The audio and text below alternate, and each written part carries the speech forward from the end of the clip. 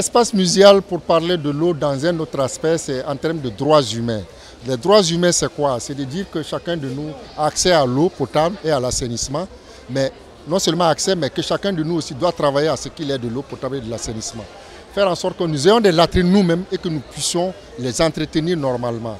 Donc il y a des notions de droits et de devoirs que chacun doit assumer de part et d'autre que nous essayons de développer au musée de l'eau. Je remercie surtout le musée de l'eau, qui est effectivement une institution qui est faite pour présenter la préoccupation de l'eau de façon facile, de façon culturelle.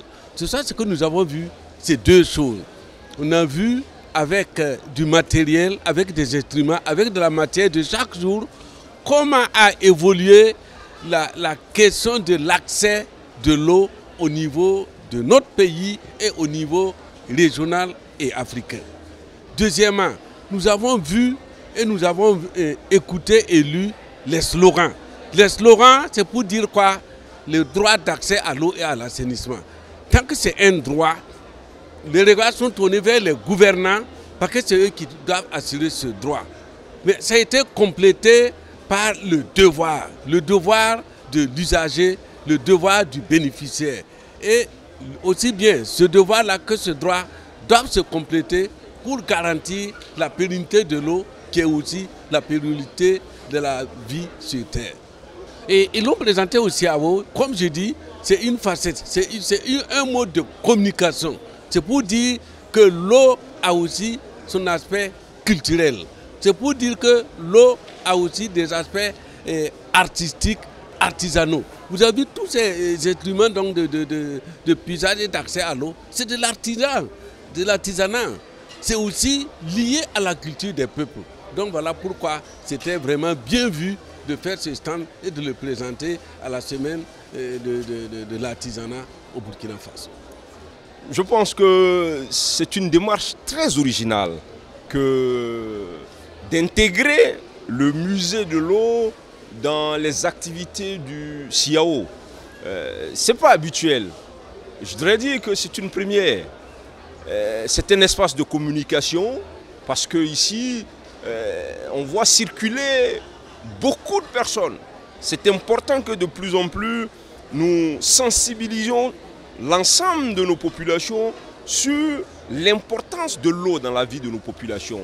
On a le sentiment que l'eau qu'on perçoit tous les jours est quelque chose d'évident. Mais vous voyez, par cette démarche, le musée de l'eau nous retrace tout le parcours que nos populations vivent ou ont vécu dans la quête de l'eau. C'est grâce au combat des structures comme le musée de l'eau que très bientôt dans la nouvelle constitution du Burkina Faso, nous aurons un droit fondamental de l'eau inscrit. Et le Burkina, de ce point de vue, fait exception dans le monde. C'est pour ça que nous avons tenu à associer notre image à cet événement. Mais l'eau est un élément, vous savez, de la culture africaine. Vous savez très bien que chaque fois que vous rendez visite à un Africain, l'eau est un élément avec lequel on vous accueille. Et donc, de ce point de vue, le ministère de la Culture est interpellé. Deuxième aspect, c'est un musée. Et vous savez très bien que la gestion, les politiques publiques en matière de musée au Burkina sont conduites par le ministère de la Culture. Donc nous sommes doublement interpellés. Premièrement parce que l'eau est un élément de notre culture. Deuxièmement parce que c'est nous qui gérons les musées au Burkina Faso. Donc nous allons travailler évidemment avec eux pour voir sur les projets qu'ils vont monter, pour voir dans quelle mesure nous allons les accompagner là-dedans, parce que nous avons finalement le même combat qui est un combat noble, celui de garantir l'eau potable pour l'ensemble des Burkinabés. Je suis au CIAO par une heureuse coïncidence qui fait qu'avec mon homologue, j'ai une séance de travail et j'ai profité pour venir à cette initiative très innovante qu'est le musée de l'eau. Et je pense que c'est une très bonne chose de sensibiliser la population, de sensibiliser les décideurs sur déjà l'importance de l'eau que tout le monde connaît, mais surtout sur les efforts qu'on doit faire pour non seulement la rendre accessible à tous, mais aussi garantir l'assainissement nécessaire qui contribue à une meilleure santé publique.